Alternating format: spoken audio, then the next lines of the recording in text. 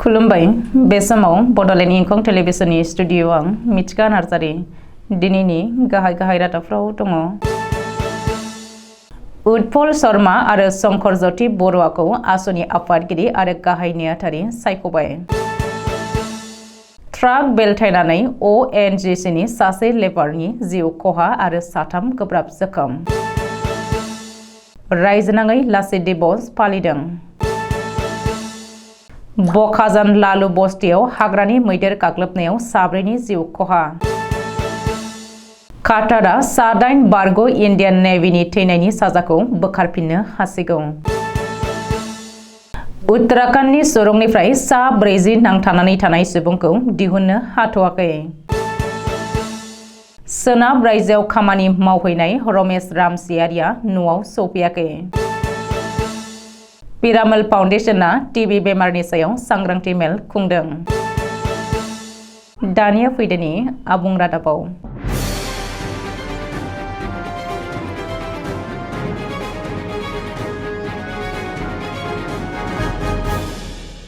थांनाय 21 नभेम्बरनिफ्राय सानथामनि हाबाफारिजों मरिगावआव खुंनाय आसुनि जेनेरेल मिटिंआव मिरु मावफुं आफादनि गोदान सोद्रोमाफोरखौ सायख'दों।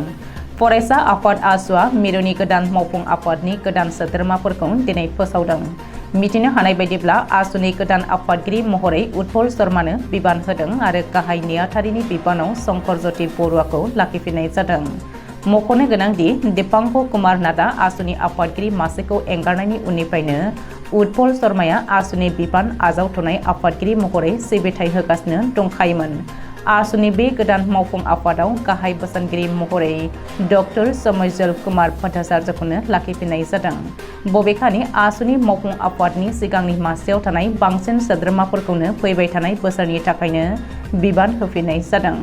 बेनि अनगायैबो मरिगावनि पबितरायाव खुंनाय आसुनि जेनेरेल मिटिंनि थान्दै मेलाव दुलियाजान जथुम्मायाव लाजानाय थांखिफोरखौ मावफुंनाय जायो।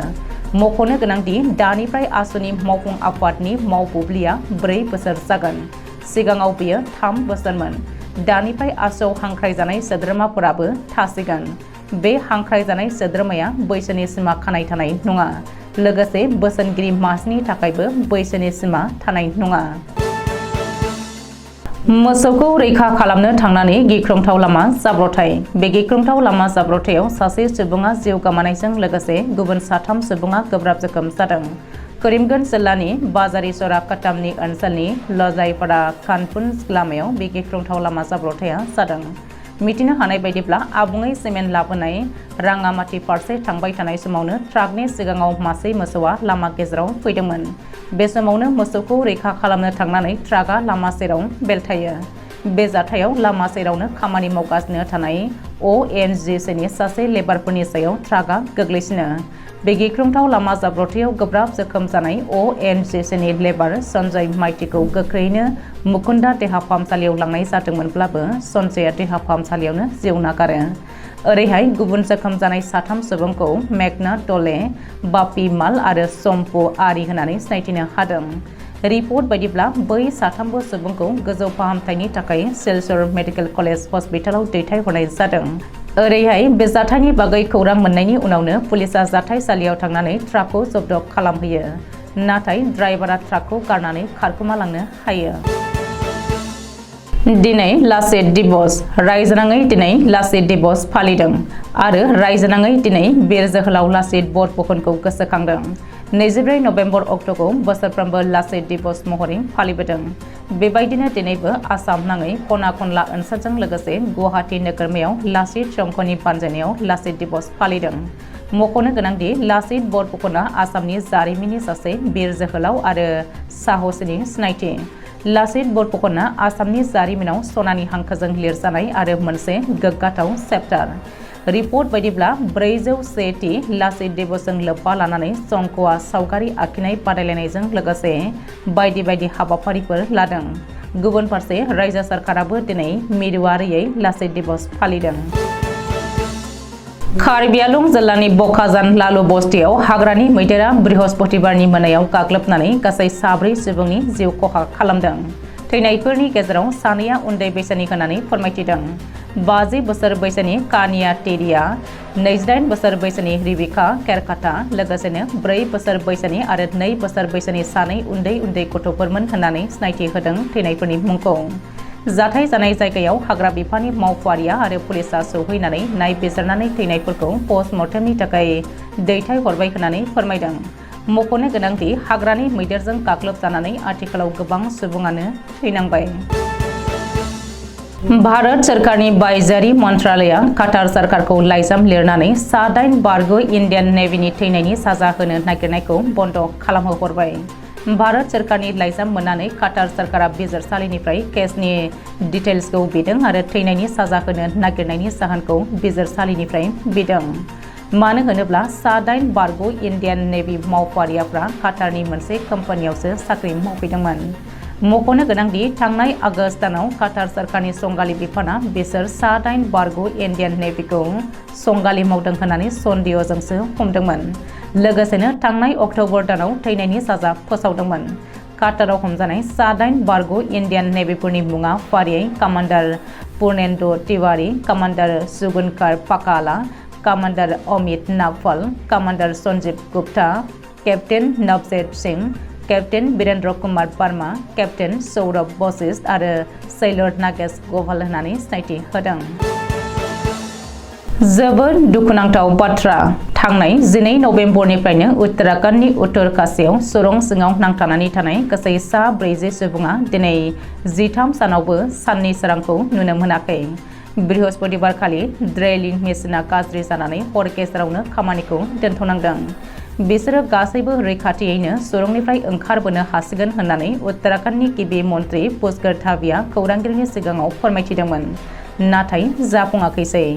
आथिखालाव बिसोर बयखौबो दिहुननो हानायनि लामायाव फैबायमोन, नाथाय बृहस्पतिबारखालि गासै 12 मिटारल' दंसैमोनब्लाबो बे खामानिखौ दोनथ'नांदों होननानै मिथिनो हादों। मख'नो गोनांदि नरवे आरो थाइलेन्डनिफ्राय हायार फैनाय इन्जिनियारफोरनि हेफाजाब आरो भारत सरकारनि नाजानायाव दिहुननो एबा रैखा खालामनो हानायनि लामायावसै होननानै सुलुङाव फोरमायबावदोंमोन। सुरंनिफ्राय दिहुननो हायाखैब्लाबो हर गेजेर एबा सुक्रुबारहालागै मोजां खौरां मोनगोन होननानै फोरमायथिदों। दारागाव गोजोनपुरी गामिनि रमेश रामसियारिया सोनाब रायजोनिफ्राय खामानि मावनानै न' फारसे गिदिंबोफिनदोंमोनब्लाबो दिनैसिम गावनि आंगो न'सिम सौफैयाखै।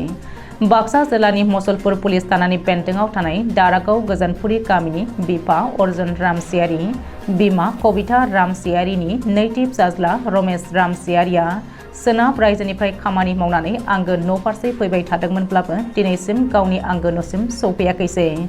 रमेश रामसियारिनि न'खरा फोरमायथिनाय बायदिब्ला थांनाय 18 नबेम्बर खालारखालि न'आव फैनो होननानै मुम्बाइनि तिलक नगर रेल स्टेशननिफ्राय डिब्रुगड़ एक्सप्रेसआव टिकेट दानदोंमोन।